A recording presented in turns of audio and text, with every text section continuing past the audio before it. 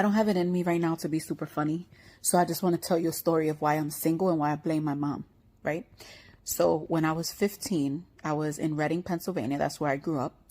And I was slightly obsessed with this guy named Benjamin. Benjamin, if you're watching this, please keep watching. I've been looking for you all over social media and I can't find you. I think I even paid like 99 cents for like one of those quick background checks to see if I could find you. It says you're in Las Vegas, but I don't know if you're in Las Vegas. If you're in Las Vegas, call me. I'm not in Las Vegas, but I can make my way to Las Vegas.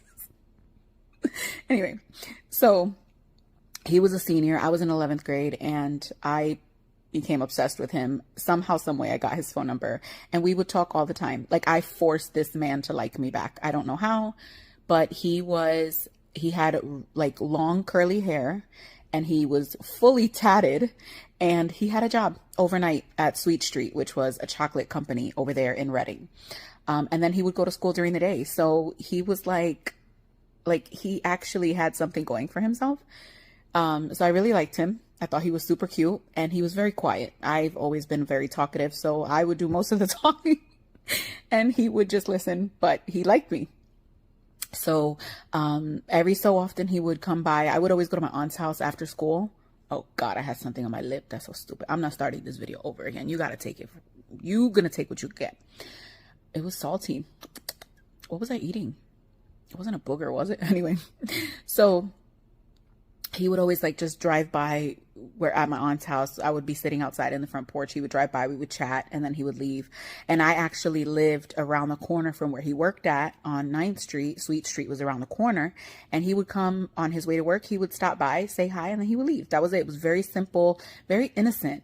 So one day he comes by my aunt's house and he's like, I'm painting. So I'm going to go and buy pizza for everybody that's helping me paint. Just come with me, take a ride with me, and I'll drop you back off. And I was like, okay, let me go tell my mom. Mind you, I wasn't allowed to have a boyfriend. He was just my friend. So I went inside and I'm like, Mom, Benjamin is outside and he's asking me if I can go grab pizza with him and then he'll bring me back. She's like, nope. I was like, Mom, please, like, don't make me go outside and tell him that my mom said no. Like, please. She's like, if you ask me again, I'm going to go outside and tell him myself. And I'm like, I didn't make a sound. I didn't make a sound.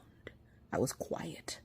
You know, these Hispanic moms, when it's like, I said no and it's no, don't ask no more questions. Don't say nothing. Keep your mouth.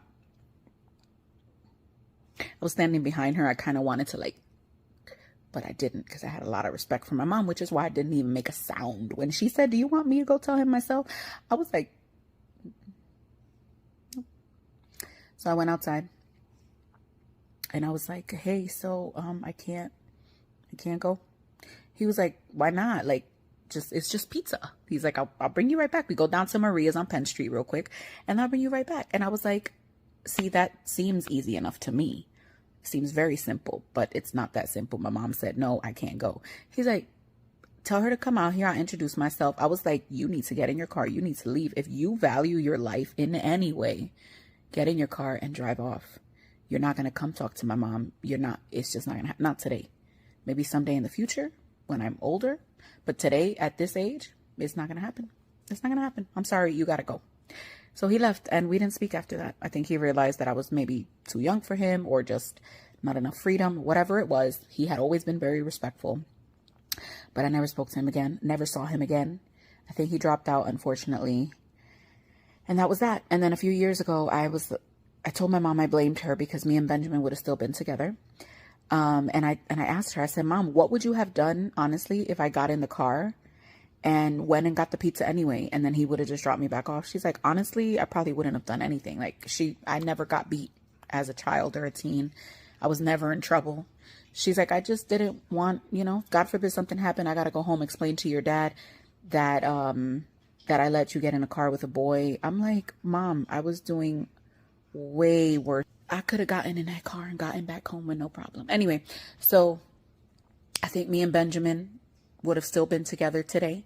I did see him a few years later. I braided his hair when I worked at a hair salon, braided his hair, messed up one of his eyebrows. And then never saw him again after that. Actually, I have forgotten about that part. I saw him one time, but he had a girlfriend. And, you know, obviously we couldn't talk.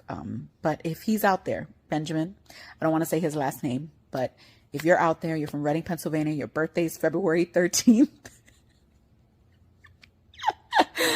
Hi, it's been a long time, and I hope you see this video. And if you do see this video, reach out, because it's been a really long time, and I would just like to say hi, and let's go grab a pizza.